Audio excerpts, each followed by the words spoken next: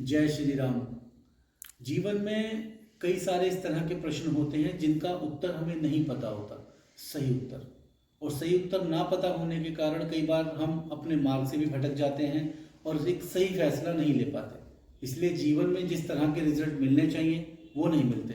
तो कुछ लोगों के सवाल हैं जिनके मैं जवाब आप लोगों को देना चाहूँगा। शायद इन्हीं सवालों में आपके मन में भी कोई सवाल हो तो उसका जवाब आपको मिल जाएगा, जो मेरे मत के अनुसार है। बाकी सबकी अपनी इच्छा है, सबके अपने अपने जवाब हर सवाल के होते हैं, लेकिन मैं आपके लिए जो बेहतर हो सकता है वो बात आपको बताऊंगा।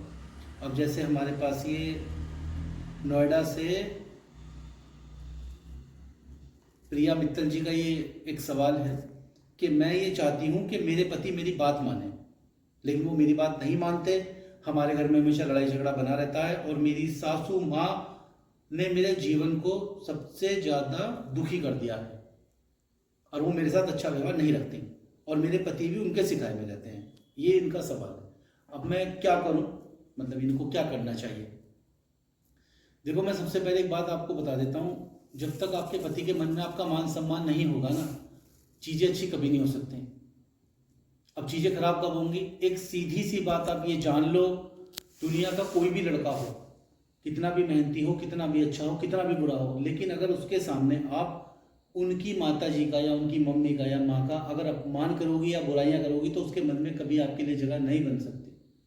वो रिश्ता सिर्फ खिंच सकता है, चल सकता है, लेकिन प्रेम के साथ कभी आप उसको कर ही नहीं पाएंगे, क्योंकि उसके मन में आपके लिए हमेशा एक द्वेष या गलत भावना रहेगी, क्योंकि आप किसी की माँ के बारे में अगर बुराई करोगे। और औरतों में सबसे ज़्यादा मैंने देखा महिलाओं में कि अपने पति की माँ को लेकर उनको बुरी बुरी बातें बोलती रहती हैं कि तुम्हारी मम्मी ने ऐसे, तुम्हारी मम्मी ने वैसे, तुम्हारी मम्मी ने ऐसे, बस वही रिश्ता खराब हो जाता है।